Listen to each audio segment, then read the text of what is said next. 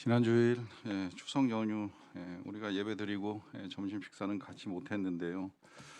불편하시지 않으셨나 모르겠어요. 이 주방에서 연휴 전에 휴일이 겹치면서 이제 장을 보는 것도 쉽지 않고 또 당일날 먹고 치우는 것도 쉬운 일이 아니어서 모처럼 이제 하루 식사를 중단을 했습니다. 이 코로나 팬데믹 거치면서 우리가 예배를 드리고 나서 식사를 같이 못한 것이 뭐 2년 넘게 해 왔었던 일이기 때문에 이제 뭐 그렇게 낯설거나 힘들지는 않은데, 언제라도 지속되던 것이 갑자기 중단이 되면 우리가 이제 여러 가지 생각을 하게 됩니다. 그 가운데 제가 이 코로나 겪으면서 많이 들었던 건, 이제 그동안에 우리가 일상으로 할 수 있었던 것, 함께 모인다는 거, 예배를 드릴 수 있다는 거, 그리고 예배 끝나고 함께 식사한다고 하는 이런 것들이 얼마나 감사한가.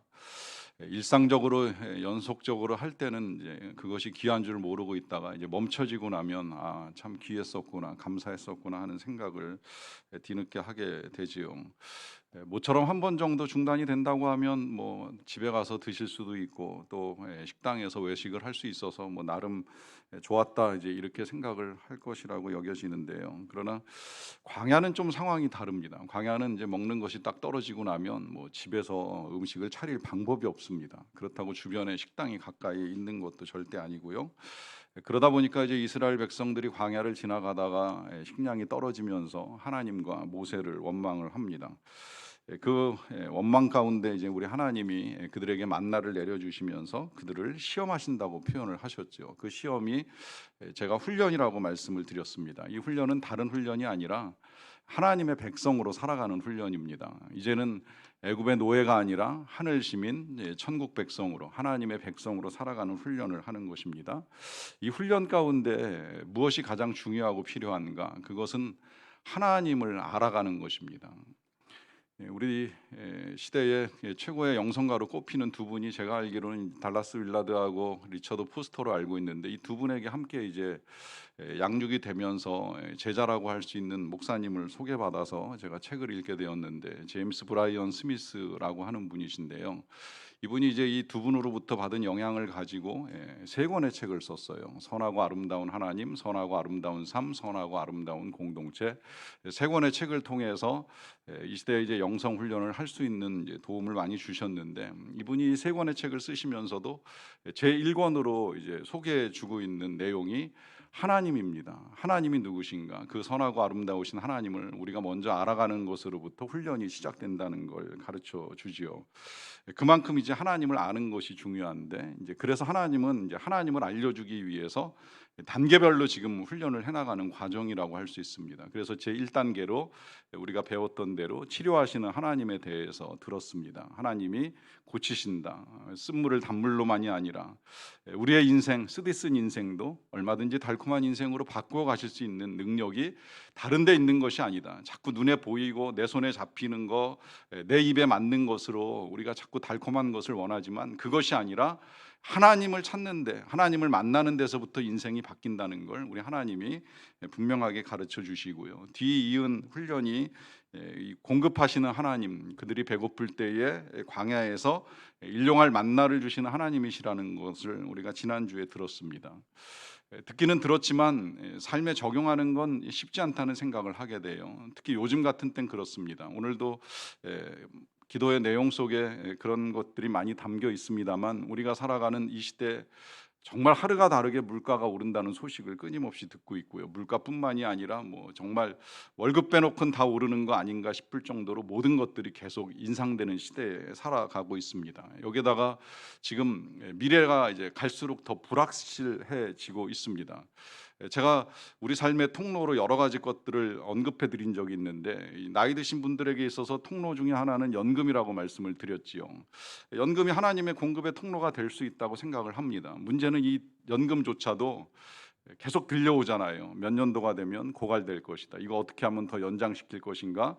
뭐 통치하는 사람들이 고민을 하지만, 여전히 그 연금이 과연 지속적으로 우리의 통로가 될 것인가에 대해서는 이제 의문이 남아 있는 상황이라고 할 수가 있습니다. 그러다 보니까 이제 이런 시대 속에서 정말 우리가 어떻게 하나님을 신뢰할 수 있을 것인가? 정말 하나님이 우리의 삶에 모든 것들을 공급하시는 분이 맞는가라고 하는 질문은 여전히 남아 있습니다. 그래서 이제 우리 하나님께서 이스라엘 이스라엘 백성들에게 만나와 함께 어떤 것들을 공급하시는가 하는 것을 가르쳐 주시는데요. 먼저는 이 만나가 이 광야에서 이스라엘 백성들에게는 굉장히 낯선 식물이고 음식이었어요. 모양으로는 작고 둥글고 서리같이 가는 것이라고 소개되어 있고, 또 가시같이 희고 맛은 꿀을 섞은 과자라 이렇게 표현되어 있는데, 이것이 그들에게 있어서는 이제 생전 처음 대하던 것이다 보니까 이게 무엇이냐라고 하는 질문이 있었고, 그 질문에 이제 모세가 설명을 해주면서 이 15절 하반절에 이런 말씀을 합니다. 모세가 그들에게 이르되 이는 여호와께서 너희에게 주어 먹게 하신 양식이라 설명을 합니다. 사실 모세는 이 자체가 어떤 것이다 이렇게 명확하게 설명을 하진 않았어요. 다만 하나 분명하게 전해야 될 사실은 이것은 하나님께서 주시는 것이다. 하나님께서 공급하시는 것이다. 이것이 그냥 이 광야를 지나는 동안에 이 지역에서 나는 식물이 아니다. 그리고 그냥 하늘에서 떨어진 것도 아니다. 이건 매일같이 하나님께서 주셔서 먹게 하시는 양식, 이 양식을 통해서 앞으로 이제 그들이 살아가는 동안에 공급하시는 분이 하나님이시라는 사실을 잊지 말 것에 대한 이제 당부를 하는 것이라고 할 수 있겠는데요.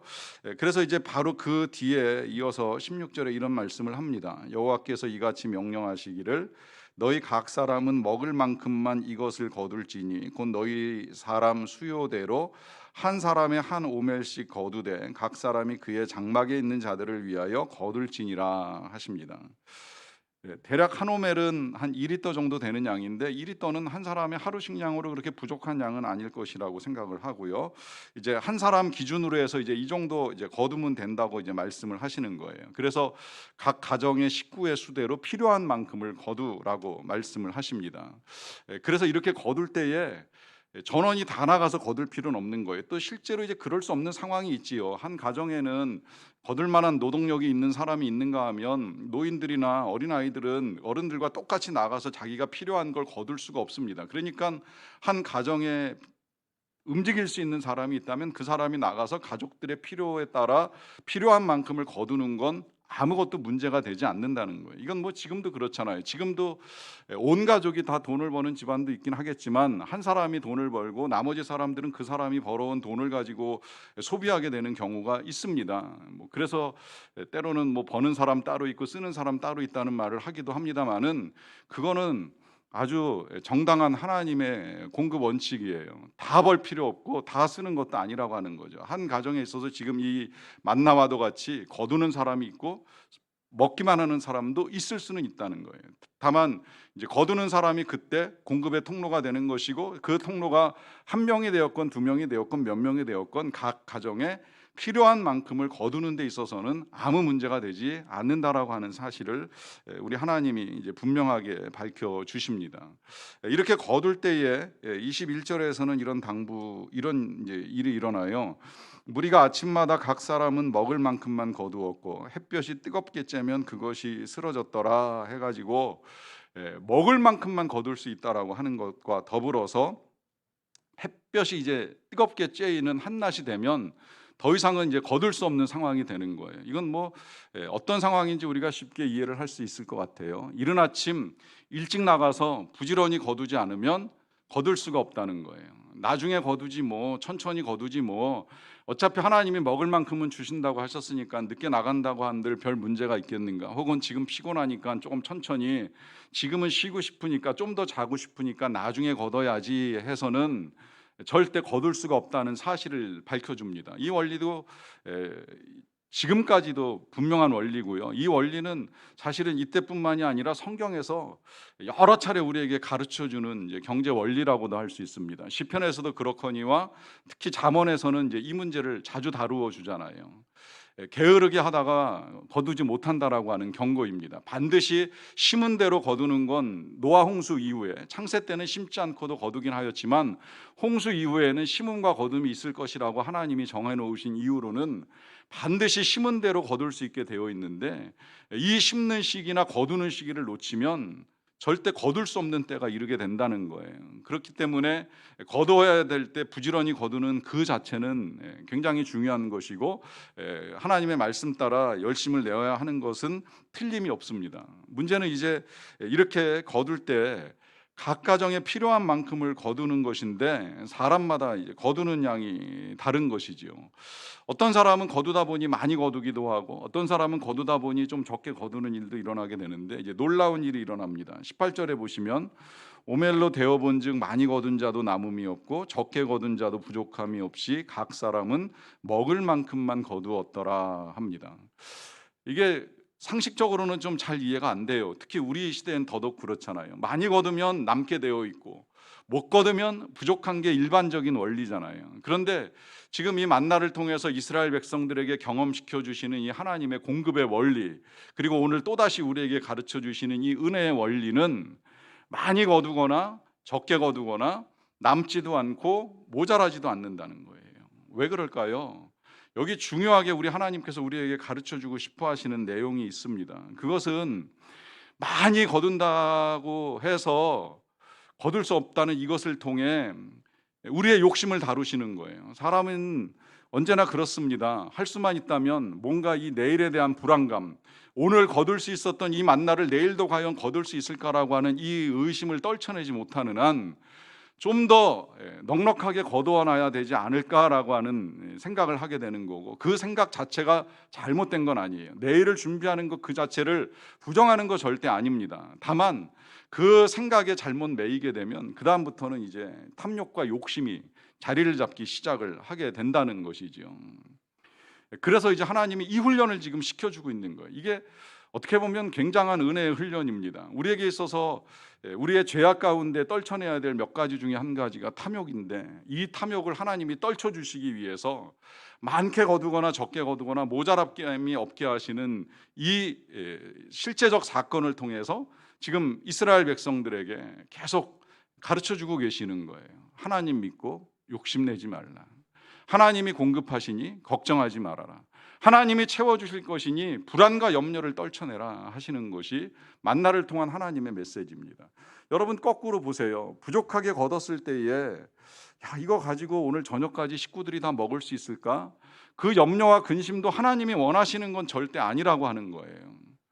그 불안으로부터도 하나님을 신뢰하는 믿음, 내가 비록 거둔 것이 적기는 하지만 그러나 먹고 사는데 지장 없을 만큼 채우시는 분이 하나님이시라는 사실을 믿는 이 하나님을 향한 신뢰의 훈련이 이 만나와 함께 진행이 되고 있습니다. 그래서 여기에 이제 하나님의 귀한 뜻이 잘 드러나는 거예요. 그건 하나님께서 우리가 어떤 욕심을 내는 것도 또 어떤 불안감에 빠지는 것도 절대 원치 아니하신다라고 하는 것입니다. 그래서 이제 모세가 19절에 이런 당부도 하는 것이죠. 모세가 그들에게 이르기를 아무든지 아침까지 그것을 남겨두지 말라라고 이야기합니다. 아침까지 남겨둔다는 것 자체가 이 시대에는 이제 굉장한 욕심을 의미하는 거였어요. 잔뜩 거두어서 그 다음 날까지 남겨두면 그 다음 날은 굳이 들에 나가서 거두는 수고를 하지 않아도 되는 그런 생각을 가진 사람들을 경고하는 메시지라고 할 수가 있겠는데요. 이 모든 것들이 다 탐욕을 다스리는 하나님의 은혜의 훈련이라고 할 수가 있습니다. 문제는 이제 이런 메시지에 순종하지 않는 사람들이 남겨두어 봤더니 그 다음 날 결국은 벌레가 나고 냄새가 나서 먹을 수가 없게 되었다라고 하는 것이지요. 이를 통해서 전해지는 메시지가 분명한 것입니다. 그것은 우리의 지나친 욕심은 결국 부정적 결과를 초래한다는 거예요. 그것이 이제 이 시대에는 벌레가 나고 냄새가 나는 것이었다라고 한다면 우리 시대에는 이제 또 다른 형태로 얼마든지 부작용이 일어날 수 있다는 거예요. 이런 것들이 늘 우리의 일상 속에서 일어날 수 있는 일들이기 때문에 예수님도 이 주님을 따르는 사람들에게 염려하지 말 것을 당부하시는 중에 마태복음 6장 19절에서 이런 말씀 하시잖아요.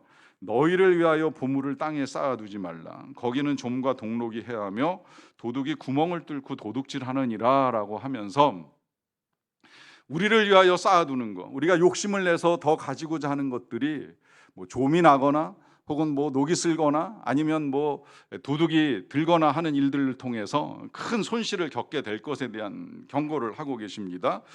그리고 나서 이제 이것에 대한 대안으로 20절에 이렇게 말씀을 하십니다. 오직 너희를 위하여 보물을 하늘에 쌓아두라. 거기는 좀이나 동록이 해하지 못하며 도둑이 구멍을 뚫지도 못하고 도둑질도 못하느니라 라고 하시면서 우리가 쌓아야 된다면 이제 하늘에 쌓을 것에 당부를 하시는 거. 이 하늘에 쌓는 것의 안전함에 대해서 거기는 도둑 드는 일도 없고 또 뭐 좀이나 동록이 해하는 일도 없을 것이다. 이제 이런 말씀을 해 주십니다. 여기까지 보면 이 하늘의 보물을 쌓아두는 것이 안전하다 이제 말씀하시기 때문에 이것이 때로 이제 많은 오해를 불러와요. 헌금을 해야 된다는 것인가? 구제를 해야 된다는 것인가? 많은 것을 선교를 위해 내어야 된다는 것인가? 여러분, 이 말씀의 초점은 지금 이 쌓지 말라, 하늘에 쌓아라 여기에만 매몰되시면 안 돼요. 이 말씀의 맥락은 근심하지 말라는 거예요. 걱정하지 말라는 거예요.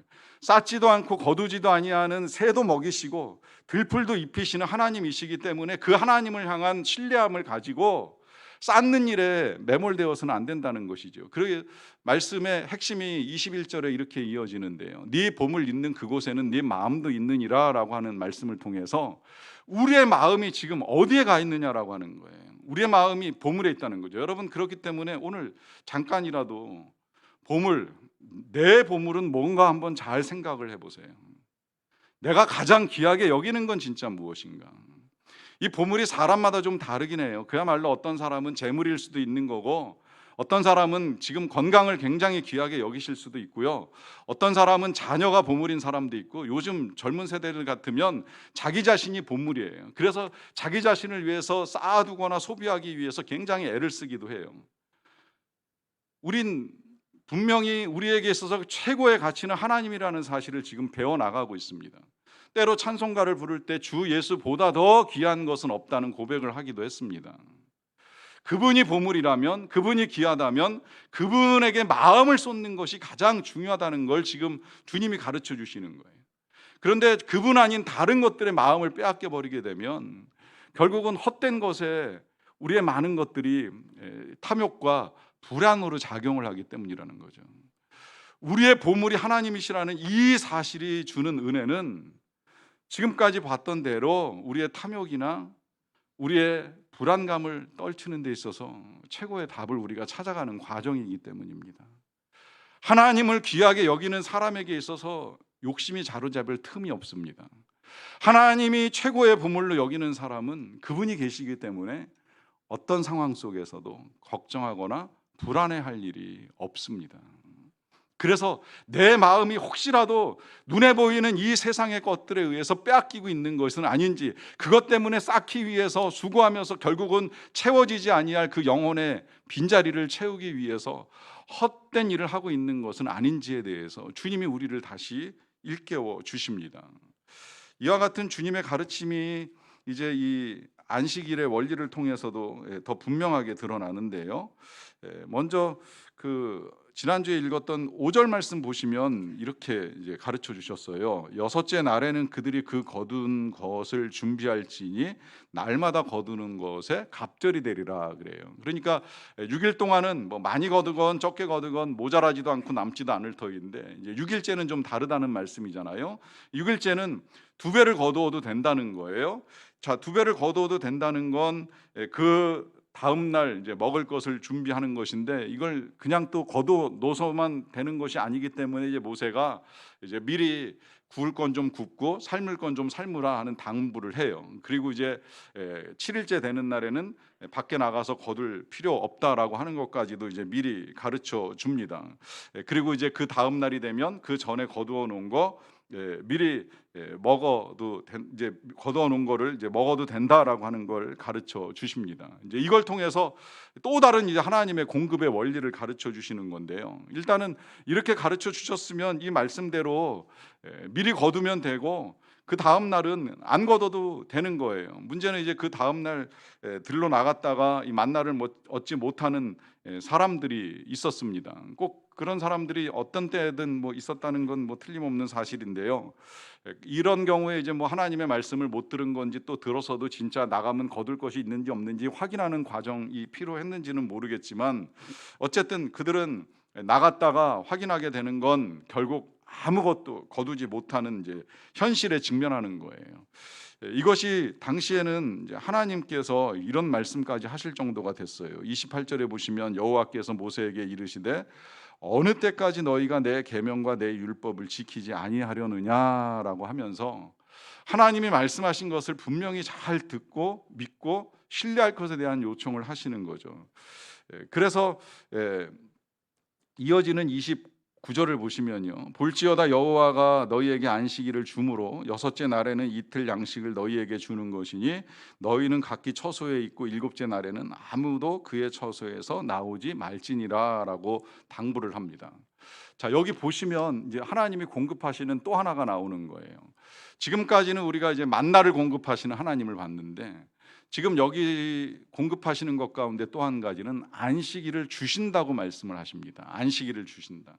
안식일을 주시는 이유는 분명하지요. 그건 이제 안식일을 통해서 그야말로 안식을 주시는 거예요. 모든 이스라엘 백성들에게. 나중에 이제 이것이 십계명과 함께 정리가 될 때에는 이스라엘 백성들뿐만이 아니라 그 집에 함께 거하게 되는 객, 그리고 부리게 되는 이제 모든 짐승들과 심지어 노예들에게 이르기까지 다 하루 쉴 것을 이제 명하시는 하나님의 공급하심이 드러납니다. 왜 그럴까요? 그건 누구라도, 사람들뿐만 아니라 짐승들까지라도 쉼이 필요하다는 걸 하나님이 아시는 거예요. 그래서 하루 쉴 시간을 주시고 그 쉬는 동안에 필요한 먹을 것이 있다면 그 전날 부족함이 없이 채우시는 이 하나님의 공급하심을 경험할 수 있게 해주시는 거죠. 이 안식일의 원리가 기본적으로도 굉장히 중요합니다. 이것은 우리가 일하지 아니할 때, 우리가 일할 수 없는 주일을 맞이하게 될 때에도 하나님이 우리를 위하여 일하시고 우리의 필요를 채워주신다라고 하는 경험을 하는 것인데, 이것이 매 주일마다 우리가 반복적으로 경험해야 되는 이유가 있어요. 그 이유는 모든 사람들에게 일할 수 없는 때가 도래하기 때문입니다. 그것이 병들어 병상에 누워있게 되는 일이든, 아니면 연로해서 거동하기 힘들고 경제활동을 할 수 없는 나이가 될 때이든, 누구에게든지 반드시 일할 수 없는 시간이 찾아옵니다.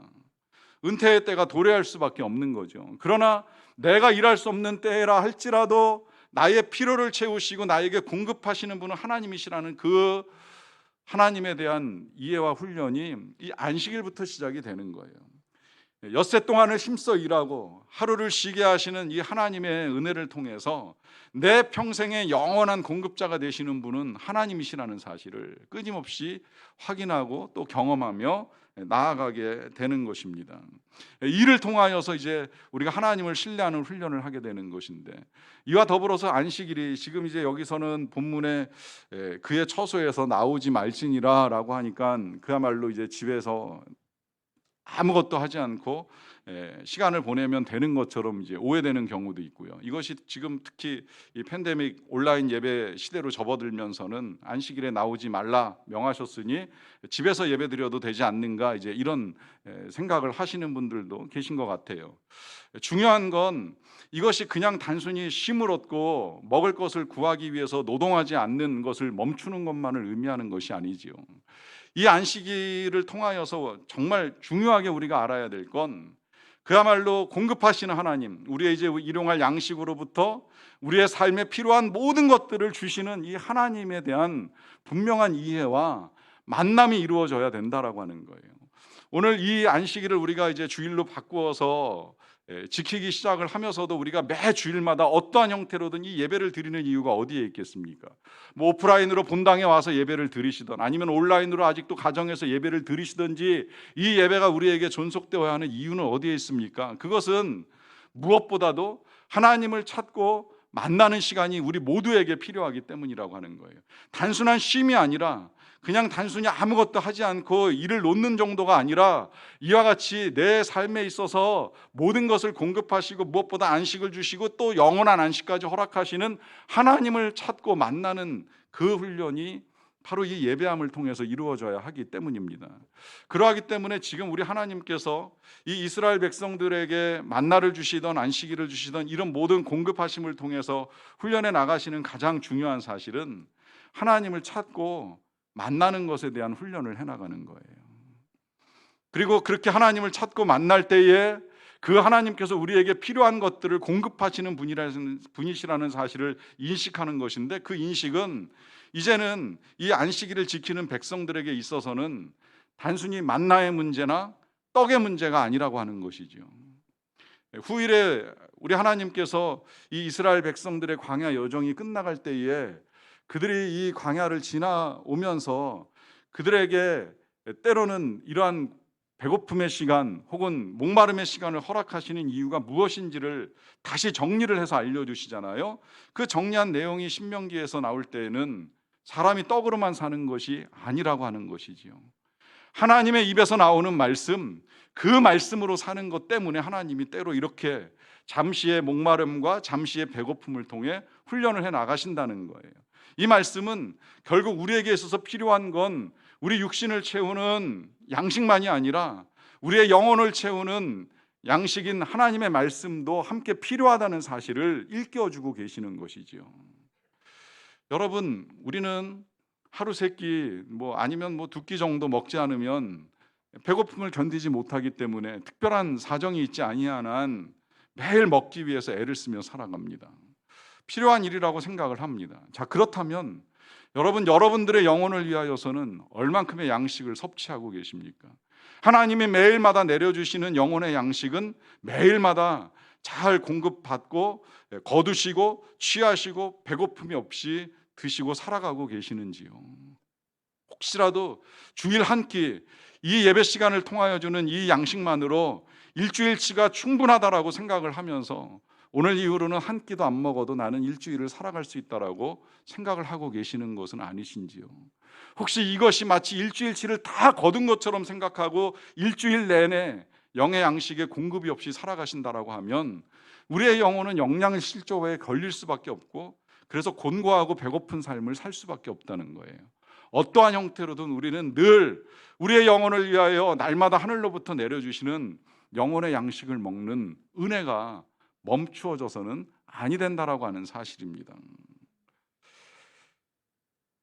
몇 가지를 더 당부하시는데요. 32절에 보시면 모세가 이르되 여호와께서 이같이 명령하시기를 이것을 오멜에 채워서 너희의 대대 후손을 위하여 간수하라. 이는 내가 너희를 애굽 땅에서 인도하여 낼 때에 광야에서 너희에게 먹인 양식을 그들에게 보이기 위함이니라 하십니다.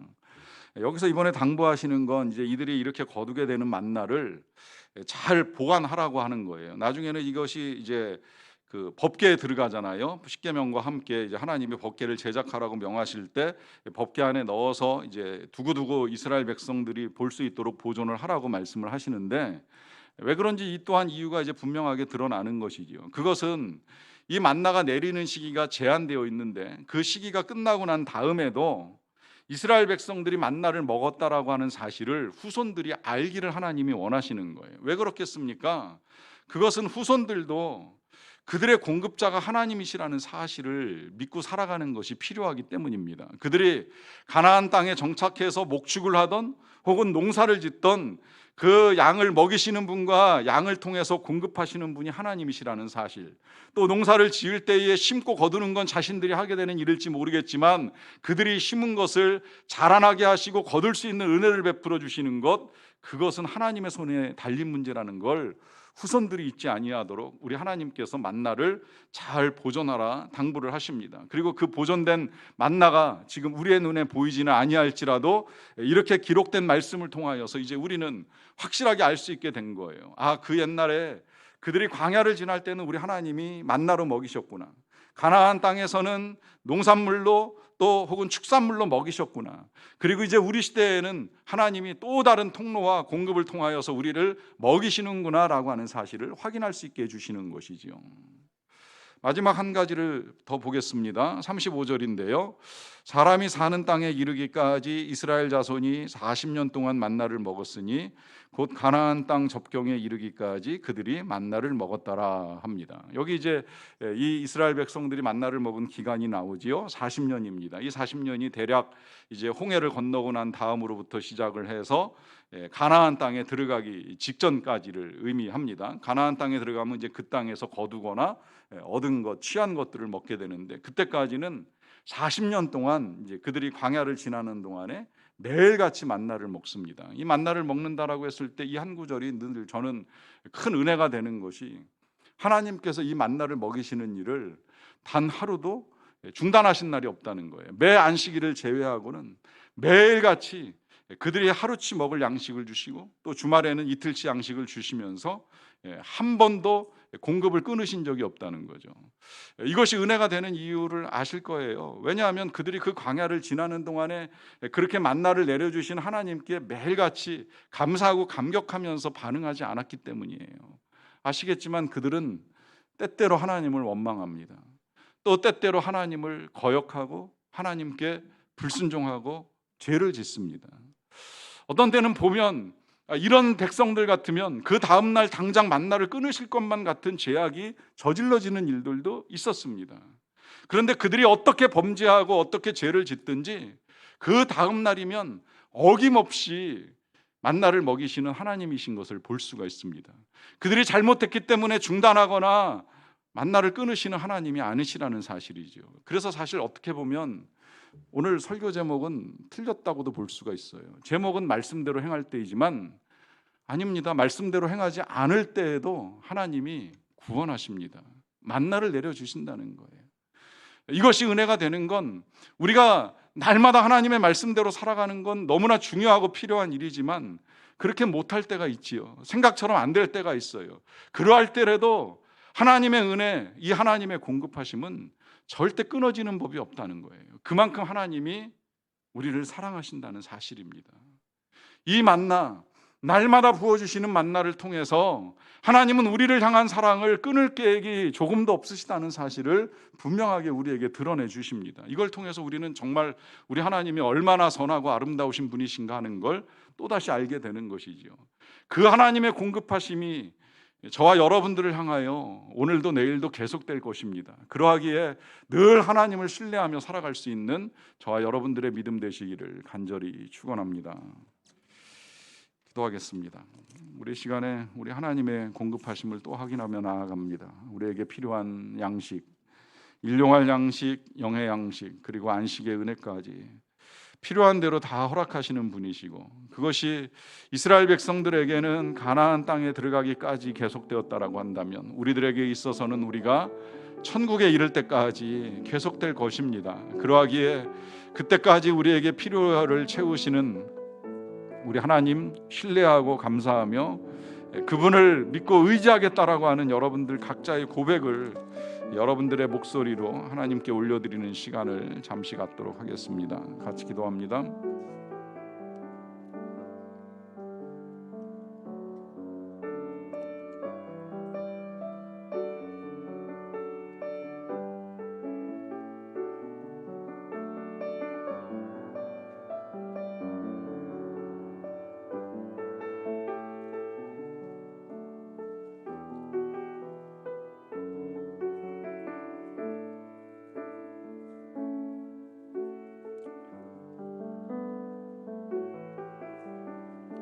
사랑의 아버지 하나님 감사합니다. 우리를 사랑하셔서 우리에게 필요한 것들을 아시고 날마다 변함없이 끊임없이 채우시는 하나님의 은혜와 사랑으로 진심으로 감사드리옵나이다. 그 은혜가 한결같기에 우리의 불안과 탐욕을 떨쳐내고 오직 하나님만 바라보고 하나님만을 신뢰하며 살기를 원합니다. 예수님의 이름으로 기도하옵나이다.